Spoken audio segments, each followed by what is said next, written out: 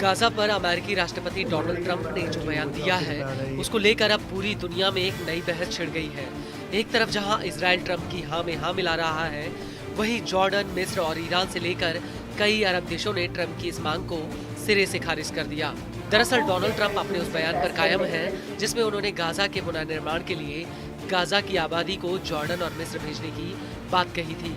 हालांकि इन दोनों ही देशों ने इस प्रस्ताव को ठुकरा दिया है, लेकिन ट्रंप ने जो बात कही है उसे हल्के में नहीं लिया जा सकता और यही वजह है कि अब मिस्र की अल अजहर अल शरीफ संस्था को ट्रंप के खिलाफ उतरना पड़ा है।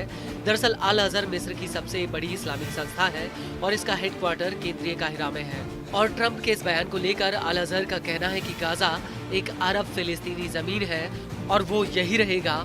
आपको बता दें कि मिस्र की संस्था ने इसको लेकर ट्विटर पर अपना एक बयान भी पोस्ट किया है। अल अजहर ने फिलिस्तीनियों को उनकी भूमि से विस्थापित करने को एक अन्यायपूर्ण प्रयास माना है, जिसका उद्देश्य इजरायली कब्जे को उनकी मातृभूमि पर कब्जा करने और फिलिस्तीनियों के अधिकारों को हड़पने में सक्षम बनाना था, जबकि इजराइल गाजा पर कब्जा करने में विफल रहा था। अल अजहर ने फिलिस्तीनियों से कहा कि वो अपनी जमीन पर बने रहें, वो इजराइल द्वारा फिलिस्तीनियों के अधिकारों के उल्लंघन की अन्यायपूर्ण महत्वाकांक्षाओं और अमानवीय समर्थन के खिलाफ डटकर खड़े रहे। दरअसल अरबों का मानना है कि फिलिस्तीनियों को जबरन उनकी जमीन से बेदखल करके कहीं और भेजने से पूरे इलाके में तनाव फैल जाएगा और सरकारें अस्थिर हो जाएंगी। वहीं कुछ जानकारों का मानना है कि ट्रंप अपने इस प्रस्ताव के पीछे कारोबार को विकसित करने के सुझाव रख सकते हैं, न कि एक विदेश नीति के रूप में। और ट्रंप खुद इस बात को कह चुके हैं कि गाजा एक विध्वंस की जगह बन चुका है। ट्रंप का कहना है कि गाजा एक बेहद ही खूबसूरत समुद्र किनारे बसा हुआ है, जहां पर अपार संभावनाएं हैं। You know, Gaza is interesting. It's a phenomenal location on the sea, the best weather. You know, everything's good. It's like some beautiful things could be done with it, but it's very interesting. But some fantastic things could be done with Gaza.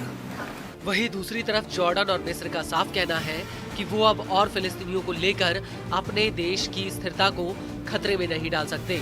और अगर Trump का सुझाव हकीकत में देखा जाए तो Jordan और मिस्र के लिए 23 लाख फिलिस्तीनियों को अपने यहाँ पर बसाना एक नई उथल पुथल पैदा कर देगा। इस सब के बीच आपको ये भी बता दें कि साल 1948 में जब इजराइल का निर्माण हुआ तो उस वक्त लाखों की संख्या में फिलिस्तीनियों को अपने घरों से विस्थापित होना पड़ा था और इस विस्थापन को नकबा कहा गया था, जिसका अरबी में अर्थ होता है तबाही। आपको बता दें कि साल 1948 से पहले ही यहूदी मिलिशियाओं ने फिलिस्तीनियों पर हमले शुरू कर दिए थे। इसको लेकर न्यूज एजेंसी अल जजीरा का कहना है कि साल 1947 और 1949 के बीच करीब 7.5 लाख फिलिस्तीनियों को विस्थापित होना पड़ा था। इनमें से अधिकतर फिलिस्तीनी पड़ोसी देशों में शरण लेने के लिए मजबूर हुए थे। अल जजीरा के मुताबिक इस दौरान इजरायली सेना ने 78% ऐतिहासिक फिलिस्तीनी जमीन पर कब्जा कर लिया था। इजरायली सेना ने करीब 530 गाँवों और शहरों को तबाह कर दिया था। इसमें करीब 15,000 फिलिस्तीनी मारे गए। इस दौरान 70 नरसंहार की घटनाएं हुई और तब से ही 15 मई के दिन को फिलिस्तीन के लिए नकबा कहा जाता है।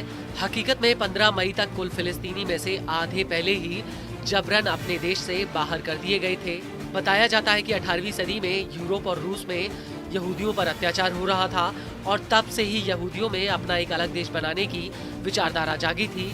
हालांकि यहूदी आंदोलन में शुरुआती तौर पर युगांडा और अर्जेंटीना जैसे देशों में यहूदी राज्य बनाने का विचार आया, लेकिन फिलिस्तीन की जमीन पर यहूदी राज्य आखिरकार इसलिए बना क्योंकि बाइबल में फिलिस्तीन की जमीन पर पवित्र भूमि का वादा ईश्वर ने यहूदियों से किया था।